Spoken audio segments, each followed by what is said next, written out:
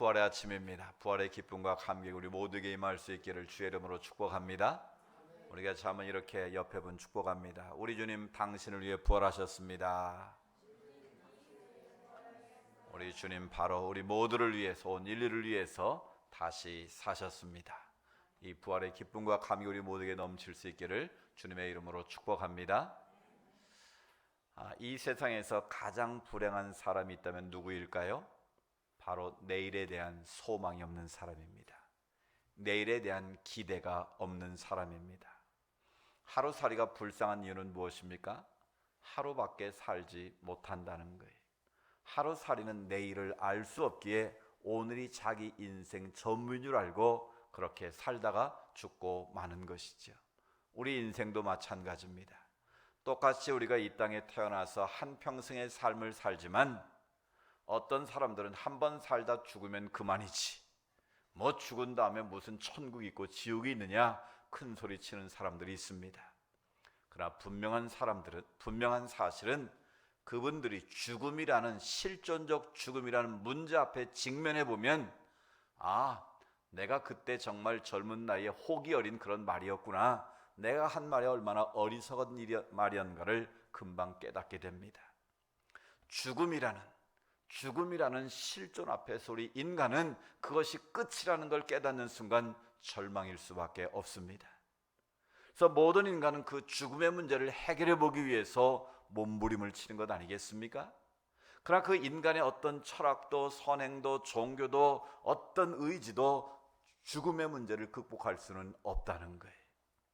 그러나 오직 예수 그리스도, 십자가에 달려 죽으셨다가 사흘 만에 다시 살아나신 예수 그리스도 부활만이 우리 인류에게, 우리 자신에게 영원한 소망이요 생명이 되시는 줄로 믿습니다.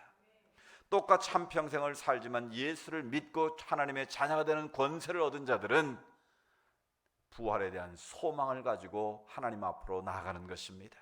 죽음이 끝이 아니라 영원한 하나님 나라로 들어가는 집들이에 불과한 거예요. 그래서 우리는 죽음 앞에서도 찬송을 부르고 하나님께 영광을 돌리는 거예요. 따라서 부활의 아침, 우리가 예수 믿고 구원받아서 부활의 소망을 품고 하루를 사는 것이 얼마나 복된 일인가를 다시 한번 깨닫는 은혜가 있기를 원합니다. 오늘 본문 이야기는 간단한 내용입니다. 엠마오로 두 제자가 내려가고 있습니다. 그런데 그 두 제자는 예수님이 십자가에 달려 죽으신 것을 이미 다 본 사람들이에요. 12제자에 속하지 않았지만 오늘 성경 글로바라고 이름을 18절에 표현하고 있는데요, 그러니까 예수를 믿고 따랐던 신실한 두 사람의 제자였다는 것을 알 수가 있습니다. 근데 자기들이 믿었던 예수 그리스도가 십자가에 달려 죽으시는 모습을 보고 슬픈 기색을 하고 슬픈 마음을 가지고 엠마오로 내려가고 있는 거예요. 예루살렘에서 엠마오의 거리는 25리라고 오늘 성경은 표현하고 있는데요, 이 지중해 서쪽으로 내려가는 길입니다. 그러니까 예루살렘은 높은 지역에 있고 엠마오는 낮은 곳에 있어요. 그러니까 엠마오를 향해서 내려가는 과정에 있어요. 그리고 이 상징적으로 보면 지금 이들이 출발해서 엠마오에 도착할 때는 해가 질 무렵에 있습니다. 이걸 종합해 보면 전체적으로 이 분위기가 내리막길 인생, 그리고 쓸쓸한 해가 지는 것과 같은 그런 안타까운 모습을 보여주고 있습니다. 즉 엠마오로 가는 두 제자는 자기들이 사랑했던 예수님 십자가에 달려 죽으신 사건을 보고 마음이 심히 슬펐던 것이죠. 그리고 그들은 더 이상 이제 희망을 잃어버리고 절망 가운데 엠마오로 향해서 내려가고 있었던 것입니다. 그런데 중요한 사실, 그들은 절망과 실망 가운데 엠마오로 터덜터덜거리며 하루 종일 길을 걸어가고 있는데 부활의 주님께서 그들을 친히 찾아가셨다는 거예요. 부활의 주님께서 그들을 친히 찾아가서 만나 주셨다는 거예요. 이것이 오늘 우리에게는 복음입니다. 내가 힘을 쓰고 애를 써서 부활의 주님을 만난 것이 아니라 우리는 여전히 사망의 그늘 속에 거했고 죽음 앞에서 몸부림치는 인생으로 살고 있었는데 우리 주님께서 부활하셔서 우리에게 다가오셨다는 거예요.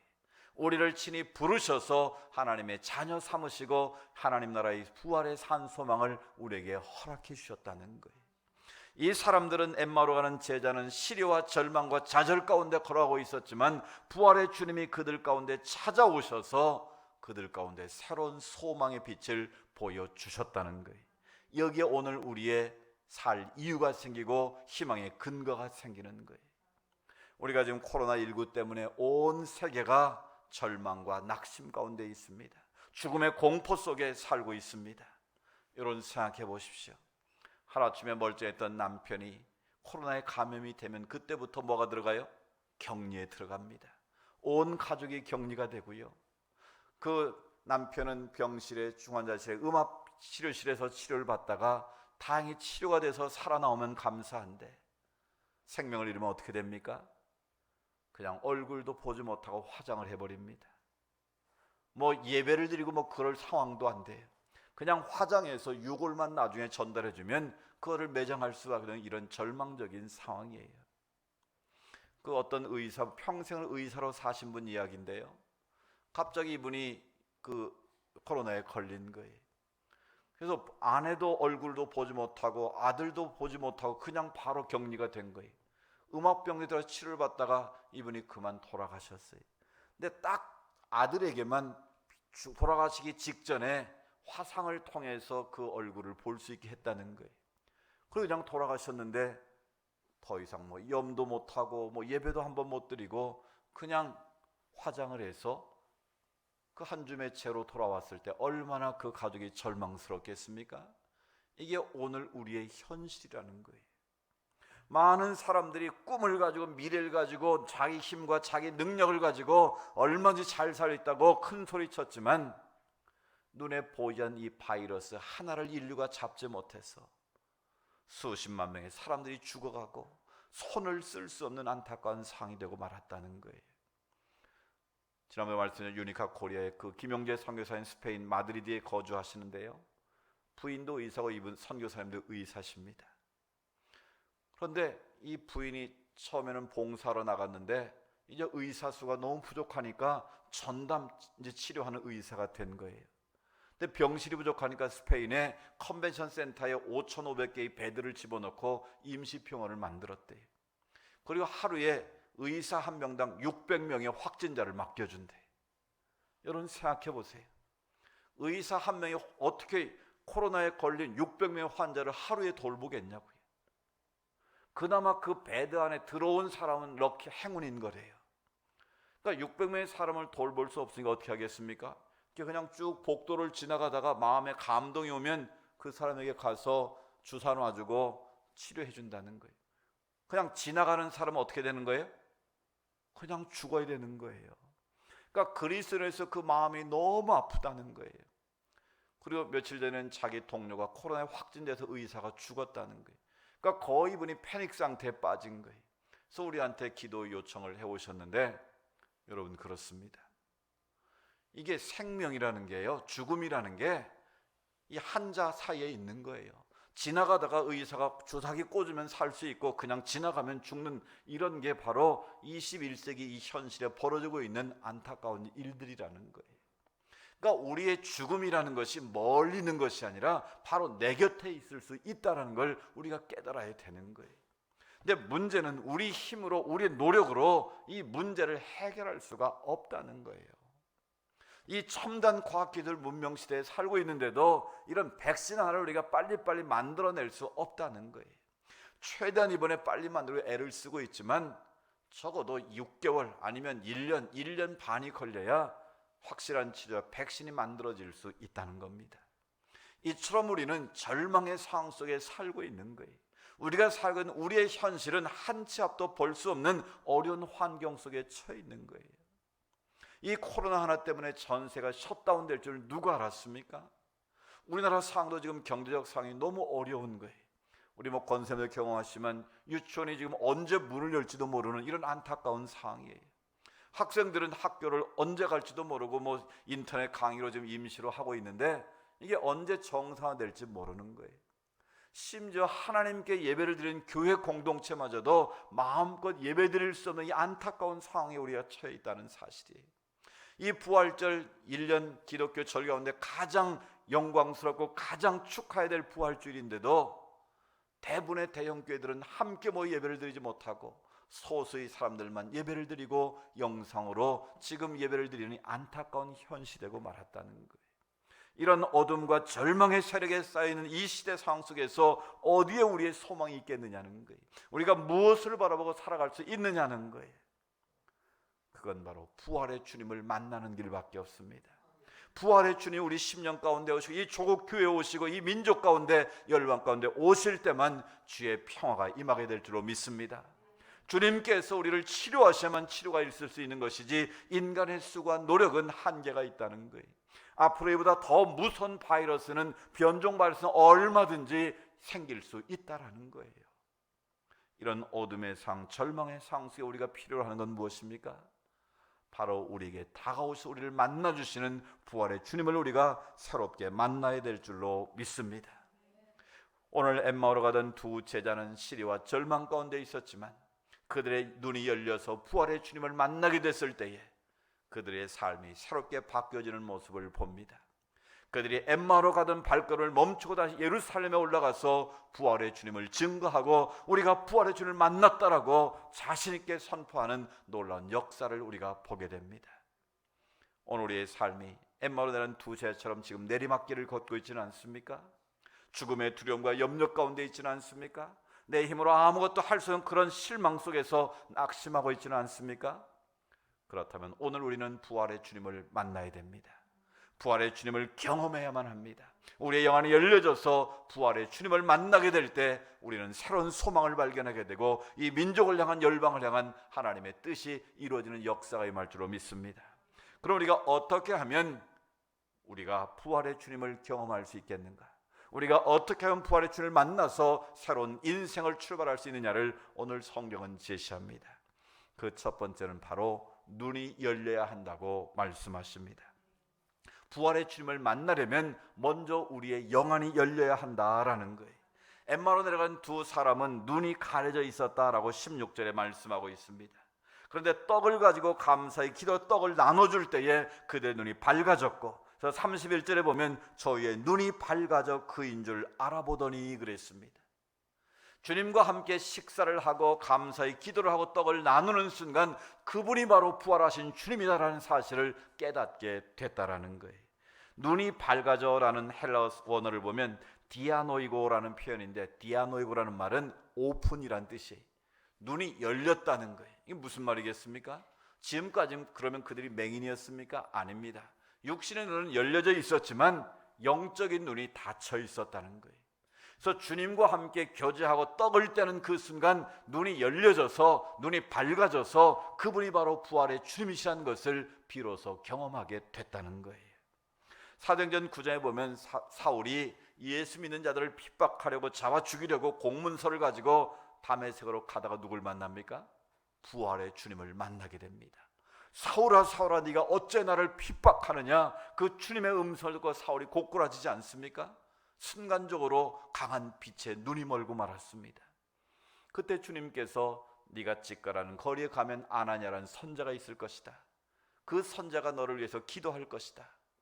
그래서 선지자 아나니아를 찾아가서 기도를 받는 순간 그 눈에 뭐가 벗겨졌다고요? 비늘 같은 것이 벗겨졌다라고 기록을 합니다. 그 사울의 눈에 비늘이 씌워져 있었다는 거예요. 그래서 자기 열심으로 종교적인 열심으로 하나님을 잘 믿는다고 착각을 하고 있었는데 그 눈에 비늘이 벗겨지는 순간 그 영안이 열리게 되고 부활의 주님을 새롭게 만난 줄로 믿습니다. 저 핍박자였던 사울이 바울이 되고 예수의 생명을 거는 위대한 사도 바울이 될 수 있었다는 거예요. 우리에게 있어 중요한 것은 바로 우리를 감싸고 있는 영안이 열리는 것이 부활의 주님을 만나는 지름길이라는 거예요. 우리가 눈을 뜨고 살고 있지만 우리의 눈이 무엇 때문에 가려져 있습니까? 성경은 말합니다. 너희가 육신의 정욕과 안목의 정욕과 이생의 자랑이라고 말씀하고 있습니다. 우리가 눈에 보이는 것에 집착하고 우리가 세상의 유혹과 세상의 정욕에 욕심에 우리가 사로잡혀 있는 한은 우리의 영안이 닫힐 수밖에 없다는 거예요. 따라서 부활의 주님을 만나기 위해서 우리의 육신의 비늘을 벗겨버리고 우리의 눈이 열리는 순간 부활의 주님을 새롭게 만나게 되고 우리의 삶이 승리의 삶으로 나아갈 수 있다는 거예요. 그럼 우리가 어떻게 하면 내 눈에 있는 비늘을 벗겨낼 수 있겠습니까? 오늘 성경은 말합니다. 주님과 깊이 교제하는 것이라고 말씀합니다. 엠마오로 내려가던 두 사람이 주님과 함께 식탁을 나누고 있다고 말씀하고 있습니다. 이런 식탁을 나눈다는 것은 친밀함을 말하는 거예요. 친밀한 교제를 말하는 거예요. 우리가 친구들이 많이 있지만 만나서 식사를 할 수 있는 친구가 진짜 친구 아닙니까? 맛있는 거 보면 그 친구와 함께 먹고 싶다라는 생각이 나면 그 친밀함이 높은 거죠. 그러니까 우리가 식사를 한다는 것은 바로 주님과의 친밀함의 교제를 말하는 거예요. 우리가 일상의 삶 속에서 주님이 멀리 계신 분이 아니라 늘 내 곁에서 함께 식사하는 분처럼, 식사를 할 수 있는 친구처럼 가까이 있어야 우리의 영안이 열릴 수 있다라는 거예요. 혹시 여러분의 삶에서 주님이 가까이 하기에 너무 당신처럼 느껴지지 않습니까? 어쩌면 나와는 멀리 떨어져 있는 분처럼 느껴지지는 않습니까? 그렇다면 주님께로 더 가까이 가시기 바랍니다. 여호와를 가까이 함이 내게 복이라. 하나님과의 친밀함의 관계를 높이는 것이 바로 우리 인생을 살리는 복이 되는 줄로 믿습니다. 두 번째는 감사하며 살 때 우리 눈에 있는 비늘이 벗겨질 수 있는 거예요. 하나님 주신 은혜를 감사하지 못하고 내가 잘해서 내가 똑똑해서 된 것처럼 교만에 빠지는 사람은 결코 영안이 열릴 수가 없는 거예요. 모든 것이 하나님 주신 은혜임을 알고 감사함으로 하나님께 나아갈 줄 아는 사람, 바로 그 사람에게 영안이 열리게 되는 거예요. 주님께서 감사의 기도를 드리셨다고 말씀합니다. 감사의 기도를 하고 그 세 번째로 베풀 때, 떡을 나눠 먹을 때 그들의 눈이 밝아졌다는 거예요. 세 번째는 베풀며 살 때 우리의 영안이 열리게 되는 줄로 믿습니다. 하나님 주신 은총을 나만을 위해서 쌓아두는 자는 결코 영안이 열릴 수가 없습니다. 내게 주신 모든 것이 하나님께서 임시로 나에게 맡겨주셨다는 걸 우리가 깨달아야 돼요. 하나님의 것을 맡아 관리하는 청직이라는 걸 알아야 돼요. 내가 주인인 것처럼 주인 행세하면 순간적으로 하나님이 콧김만 불어도 우리가 쌓아놓은 모든 것은 하루아침에 날아갈 수 있다는 거예요. 여러분, 우리나라 30대 재벌들이요, 30년 이상 계속되는 재벌이 몇 개밖에 안 된다는 사실 아십니까? 그렇게 잘 나가던 대재벌들이 한순간에 무너질 수 있다라는 거예요. 지금 그래서 우리나라가 경제가 막 휘청휘청하니까 정부에서 막 무제한적인 양적 통화 정책을 써가지고 그들을 살리겠다고 발버둥 치는 거 아니겠습니까?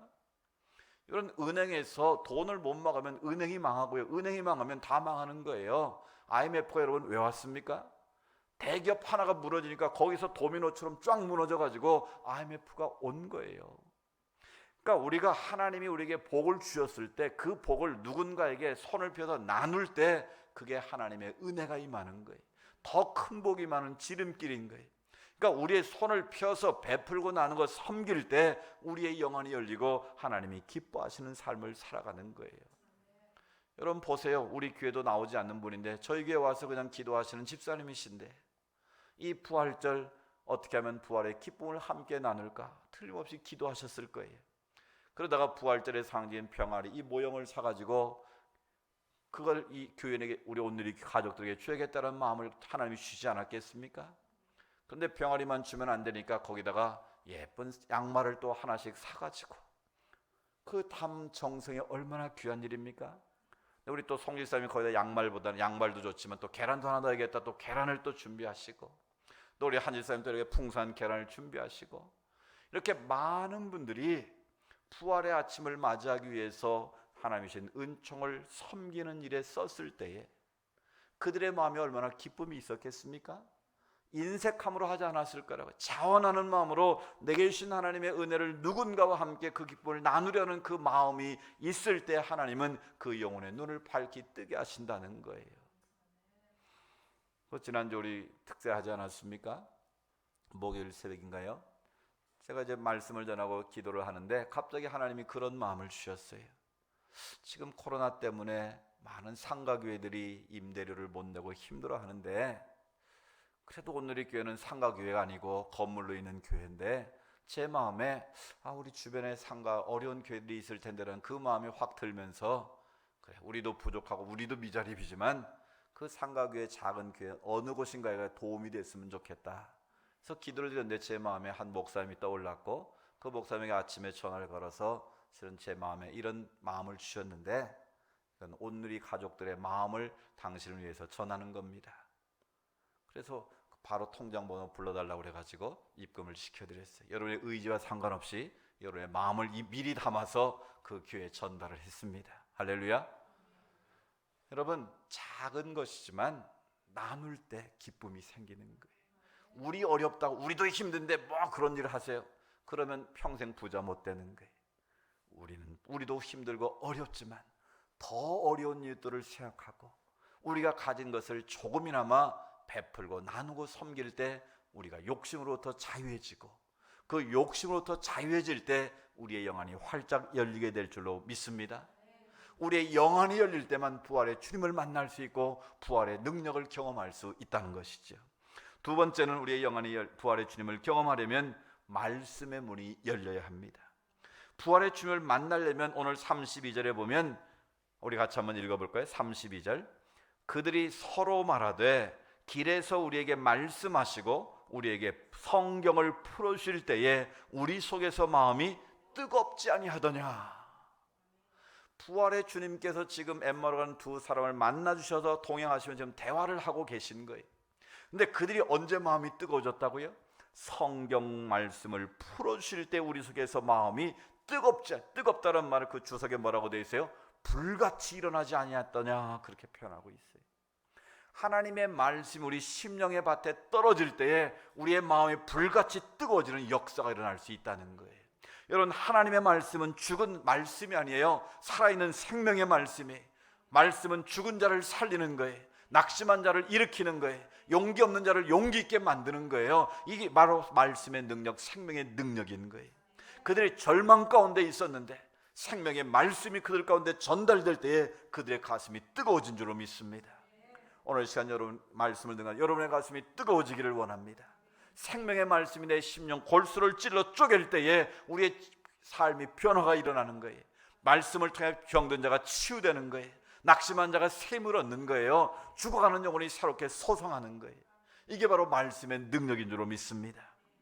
예레미야 23장 29절에 예레미야 선지자는 이렇게 선포했어요.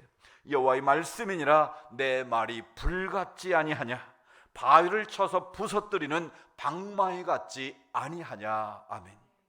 예레미야의 가슴이 너무너무 뜨거워졌어요. 그래서 하나님의 말씀이 선포될 때 막 불이 붙는 것 같았다는 거예요. 바위를 쳐서 부서뜨리는 방망이 같은 능력이 임했다라는 거예요. 그렇습니다. 하나님의 말씀은 방망이같이 바위도 깨뜨릴 수 있는 능력이 있는 거예요. 그 말씀이 내 심령 가운데 떨어질 때 아멘 아멘으로 순종할 때 그 말씀의 능력이 바로 여러분에게 나타나는 거예요. 이런 초대교회 데살로니가 교회가 있습니다. 그 교회도 작은 교회였어요. 그런데 이 데살로니가 교회는 그 아가야 지방의 소문난 교회라고 바울이 인정을 했어요. 왜 그랬을까요? 그 데살로니가 교회는 세 가지가 있었는데 믿음의 역사가 나타나는 교회였어요. 그리고 사랑의 수고가 있는 교회였고 소망의 인내가 넘쳐나는 교회였어요. 근데 어떻게 해서 짧은 그 개척교회 같은 작은 교회가 믿음의 역사, 사랑의 소망의 인내가 넘쳐나는 그런 교회로 든든히 소문날 수 있었느냐는 거예요. 그 비결이 바로 데살로니가전서 2장 13절에 나와 있어요. 우리 앞에 말씀 보고 같이 읽어볼까요? 시작. 하나님의 말씀을 받을 때에 사람의 말로 받지 아니하고 하나님의 말씀으로 받음이니 진실로 그러하다. 이 말씀이 또한 너희 믿는 자 가운데서 역사하느니라. 아멘. 그렇습니다. 데살로니가 교인들은 하나님의 말씀이 선포될 때 뭘로 듣지 않고 사람의 말로 듣지 아니했단 말을 하고 있습니다. 뭘로 들었어요? 하나님께서 오늘 나에게 말씀하시는 생명의 소리로 진리의 말씀으로 그 말씀을 들었다는 거예요. 그랬더니 그 말씀이 그들의 심령 골수를 찔러 쪼개므로 말미암아 말씀이 삶의 능력으로 역사가 했다는 거예요. 그러니까 그들이 믿음의 역사를 이루고 사랑의 수고가 넘치고 소망의 인내를 가지고 살아가는 진실한 하나님의 사람들이 됐다는 거예요. 우리 오늘 가족들이 바로 데살로니가 교인들처럼 말씀을 들을 때 사람의 소리로 듣는 것이 아니라 진리의 말씀, 생명의 말씀, 하나님의 음성으로 들을 수 있기를 축복합니다. 그럴 때 우리 안에 믿음의 역사가 나타나는 거예요. 사랑의 수고가 넘치게 되는 거예요. 아무리 오늘 우리의 삶이 힘들어도 소망의 인내를 가지고 전진할 수 있는 거예요. 오늘 하나님의 말씀의 문이 여러분 가운데 열려지는 역사가 있기를 축복합니다. 세 번째는 부활의 주님을 경험하려면 행동으로 움직여야 합니다. 부활의 주님을 만나려면 우리가 말씀 앞에 반응을 해야 된다는 거예요. 아무리 그 말씀을 듣고 아멘 아멘으로 우리가 응답해도 그 말씀이 내 삶을 통해서 손과 발로 나타나지 않으면 역시 하나의 깨달음에 불과하다는 거예요. 불교는 깨달음의 종교지만 기독교는 깨달음의 종교가 아니라 실천하는 종교예요. 믿음으로 행하는 것이 우리 기독교 신앙의 중요한 핵심인 거예요. 본문 33절 이하를 보면 실망과 낙심 가운데 엠마오로 가던 두 제자가 부활의 주님을 만나고 난 이후에 삶이 완전히 변화가 일어납니다. 말씀의 문이 열리고 마음이 뜨거워졌을 때 그들은 즉시로 어디로 갔다고요? 엠마오로 이미 밤이 깊어서 주님께서 야 오늘 여기서 그냥 자자 그러는데도 안 됩니다. 그 마음이 뜨거워지니까 그 한밤중에 다시 어디로 올라갑니까? 예루살렘으로 올라가는 그들의 모습을 보게 됩니다. 오늘 성경은 곧 그때로 그랬습니다. 언제? 부활의 주님을 만난 그 순간 마음에 영안이 열리고 마음이 뜨거워졌을 때에 하룻밤 자고 내일 아침에 가면 되지 이렇게 생각하지 않았다는 거예요. 곧 그때로 깨닫는 그 순간 즉시로 예루살렘에 올라가기를 원했다는 거예요. 왜 그랬을까요? 가룟 유다는 이미 떠났고 11명의 제자가 부활의 주님을 경험하지 못했기 때문에 그들은 여전히 문을 걸어 잠그고 두려움 가운데 떨고 있었어요. 무덤에 찾았던 막달라 마리아를 비롯한 여인들 역시도 우리 주님의 시체를 누가 훔쳐갔을까, 어디에 있을까, 그 걱정과 염려 가운데 있다는 걸 그들은 너무나 잘 알았어요. 그래서 내가 만난 부활의 주님, 우리 주님 다시 살아서 내가 그분을 만났다, 그 부활의 경험을 그들과 함께 나누기를 원했던 거예요. 이 말씀 우리에게 적용하면 무엇이겠습니까? 이미 우리는 부활의 주님을 다 만난 사람들입니다. 그 부활의 주님을 내가 믿는 사람들입니다. 그렇다면 그 기쁨과 감격을 나만이 누리면 되겠느냐는 거예요. 아직도 여전히 죄와 사망의 권세에 놓여있는 자들, 사단의 멍에 눌려있는 자들, 그들에게 바로 예수님이 부활하심으로 당신의 모든 죄짐을 담당하셨다고, 당신의 모든 사단의 권세를 이기게 하셨다고, 우리 주님은 승리케 하시는 분이라고 그 부활의 주님을 증거해야 되지 않겠습니까? 전도라는 게 다른 게 아니에요. 내가 만난 예수님, 내가 만난 부활의 주님을 누군가에게 전해서 죽음의 공포 앞에 떨고 있는 자들을 자유하게 만드는 거예요. 절망권 자들에게 소망을 주는 거예요. 낙심한 자들에게 용기를 주는 것이 바로 우리가 해야 될 중요한 전도자의 모습이다라는 거예요. 그렇습니다.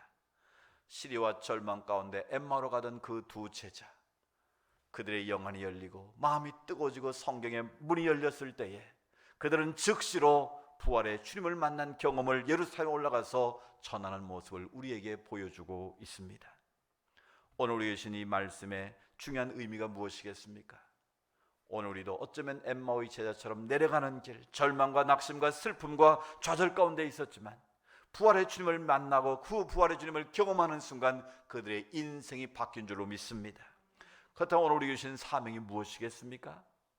우리도 그 두 사람처럼 내가 만난 부활의 주님을 누군가에게 전해야 되지 않겠습니까? 코로나로 인하여 절망과 낙심 가운데 두려움 가운데 떨고 있는 그들에게 우리가 위로와 소망을 전해야 되지 않겠습니까? 또 정치로 어려운 가운데 이 나라 민족을 위해서 우리가 눈물로 기도하는 사람이 되어야 되지 않겠습니까? 지금 이 순간에도 성전에서 예배를 드리지 못하고 길거리에서 아스팔트 위에서 나라와 민족의 눈물로 기도하며 예배하는 그들이 있다는 것을 여러분 기억하셔야 됩니다. 우리는 기도하지 못해도 정말 나라 민족을 위해서 산속에서 톡을 해서 그 아스팔트의 나라 민족을 기도하는 하나님의 사람들이 있다는 걸 여러분 아셔야 됩니다. 그래서 그들과 함께 우리도 엎드려 기도할 때에 부활의 주님이 우리를 만나주시고 우리를 새롭게 하시고 우리에게 소망을 주시는 하나님의 놀라운 능력의 역사가 임할 줄로 믿습니다. 제가 지난주 한 영상을 보고 저도 모르게 눈물이 쏟아졌습니다. 브라질에서 있었던 실제 장면인데요. 이 코로나19가 유럽을 거쳐서 미국을 거쳐 남미인 브라질에까지도 지금 확산되고 있습니다. 그 브라질의 그 교인들이 길거리에 나와서 건물 기둥을 붙잡고 길거리에 엎드러져서 하나님의 나라가 이 땅에 임하고 코로나를 물리쳐 주시고 하나님의 뜻이 이 땅 가운데 임하게 해달라고 눈물로 기도하는 그 영상입니다. 우리 한번 우리 자신을 돌아보면서 코로나가 물러가고 이 땅에 부활의 주님이 오셔서 모든 걸 해결하시길 바라기는 마음으로 우리가 좀 이 동영상을 잠깐 보도록 하겠습니다.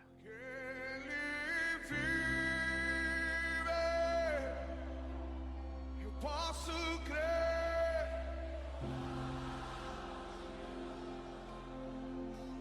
porque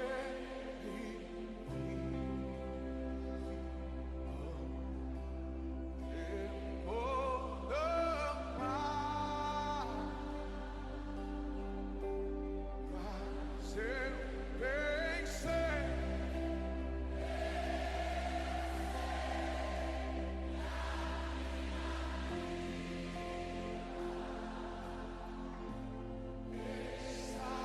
Nas mãos do meu Jesus, que vive está, porque Ele vive,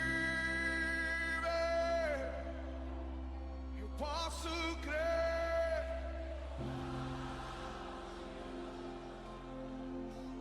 porque Ele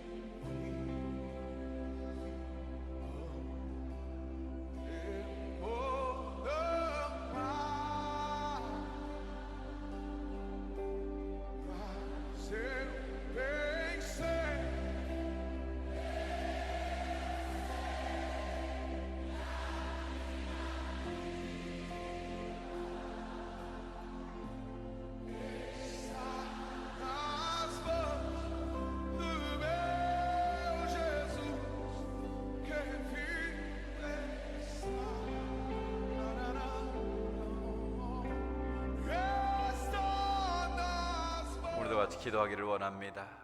이 어둠의 땅에 부활의 주님이 오실 때만 우리는 소망을 발견할 수 있습니다. 먼저 우리 자신이 부활의 주님을 만나고 그 부활의 능력을 선포할 때만 이 땅에 코로나가 물러가고 열방의 주의 표가 임할 줄로 믿습니다. 우리가 그동안 깨어있지 못했습니다. 우리의 욕심에 사로잡혀 살았습니다. 하나님 우리를 용서하시고 이 땅을 치유하시고 열방을 치유하시는 하나님의 역사 부활의 소망과 부활의 능력이 이 땅 가운데 임할 수 있도록 우리 잠시 기도하기를 원합니다. 살아계신 아버지 하나님 감사합니다. 이 땅이 심히 어렵습니다. 힘이 듭니다. 고통스럽습니다. 많은 사람들이 죽어가고 있습니다. 치료를 받지 못하고 정말 매장지가 부족할 정도로 아버지 엄청난 사람들이 죽어가고 있는데 우리의 힘과 우리의 방법은 이들을 아버지 어찌할 수는 안타까움 속에 있습니다. 하나님 이 땅을 고쳐주시고 열방을 치유하시 하나님의 은혜가 있기를 원합니다. 우리가 기도하지 않는 이 순간에 누군가 저 차디찬 땅바닥에서 나라 민족을 해서 열방을 치유하기 위해서 기도하는 기도의 눈물이 있기에 우리는 다시 소망을 가지고 주님 앞으로 나아갑니다. 부활의 아침 부활의 주님 우리가 먼저 만나게 하시고 부활의 주님을 경험하는 은혜가 있기를 원합니다. 세상의 유혹과 정욕 때문에 우리의 갇혔던 우리의 영안이 열리기를 원합니다. 말씀에 무지했던 우리들 가운데 말씀의 문이 활짝 열려지기를 원합니다. 우리가 주의 말씀 그 말씀의 능력을 가지고 세상으로 나아가 주님의 손과 발이 되어서 주님의 뜻을 선포하는 부활의 증인들이 되기를 원합니다. 주여 이 땅을 치료하여 주시옵소서. 온 열방을 회복시켜 주시옵소서. 속히 코로나를 물리치게 하시고 이기게 하시고 마침내 하나님의 승리와 하나님의 영광이 나타날 수 있도록 주여 도우시고 인도하여 주시기를 원합니다. 부활의 주님 부활의 능력만 이 땅을 치유하고 회복하는 능력이 있음을 믿습니다. 부활의 주님만 우리의 모든 아픔과 눈물과 고통을 닦아줄 수 있다는 것을 믿습니다. 아버지 하나님 부활하신 주 예수님 살아계신 주님을 찬양하며 주님께로 나아가오니 우리가 다시 한번 주님을 찬양해 나아갈 때에 우리 가운데 부활의 주님이 다가오시고 우리를 만나주시고 새롭게 하시는 주의 역사가 임하게 하여 주시옵소서. 우리의 입을 열어 살아계신 주님을 찬양합니다. 부활하신 주님을 찬양합니다. 주여 오시옵소서. 우리를 만나주고 새롭게 하시는 주의 은혜가 우리 모두에게 임하게 하여 주시옵소서. 우리 영상의 찬양 배경처럼 우리 살아계신 주님을 우리 믿음의 고백으로 찬양드리기를 원합니다. 주 하나님 독생자 예수